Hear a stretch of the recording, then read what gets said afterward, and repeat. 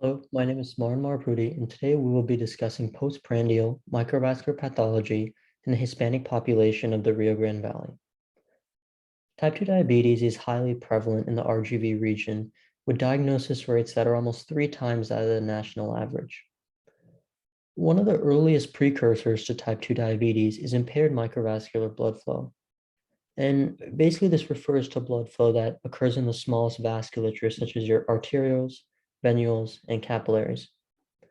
We have shown in prior studies that impairments in microvascular blood flow are a precursor to type 2 diabetes in Caucasians. However, we don't know if these impairments are present in Hispanics of the Rio Grande Valley. Furthermore, having a family history of type 2 diabetes actually increases the risk of developing the condition by around 40%.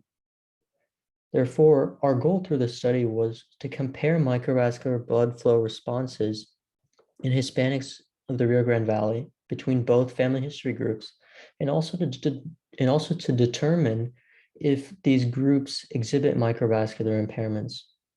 The results of this study would help in the early diagnosis and treatment of type 2 diabetes in the region.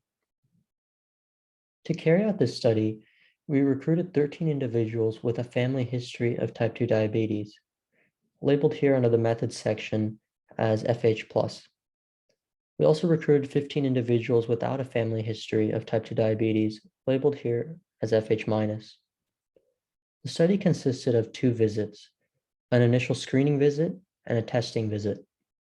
At the screening visit, participants were informed about the study, signed consent forms, and also had their anthropometric measurements taken in order to determine eligibility. 2 of the criteria that were used were BMI and age. Participants with a BMI between 18 and 29 and who were between the ages of 18 to 60 were selected.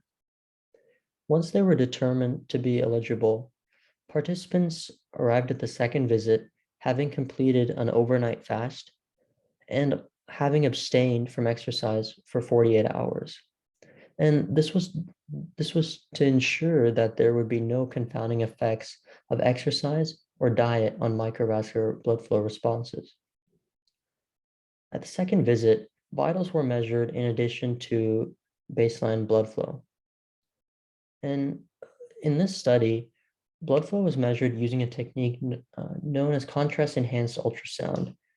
And contrast-enhanced ultrasound involves using contrast agents which reflect ultrasound waves under imaging. And for this study, we use microbubbles as the contrast agent, which are small gas-filled vesicles which appear under imaging as small white dots.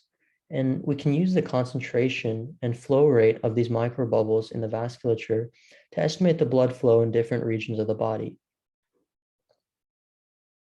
After having their baseline blood flow measured, participants then consumed a mixed meal challenge, which simulates consuming a normal meal. And for this, we used a protein shake, which consisted of varying amounts of the 3 main oxidative substrates: carbohydrate, fat, and protein. Specifically, this protein shake consisted of about 35 grams of protein, 5 grams of fat, and 30 grams of carbohydrate. 1 hour after consuming the mixed meal challenge, participants had their blood flow measured again using contrast-enhanced ultrasound. And figure 1 just summarizes our study design. And what we saw was that there were highly varied responses between family history groups and also between each of the 3 tissues where we measured blood flow. And the reason why we measured blood flow responses in the liver and fat in addition to skeletal muscle was that we wanted to see the overall trend in glucose storage in between each of these 3 metabolically active tissues. So overall, there was no difference in microvascular blood flow between family history groups in all 3 tissues.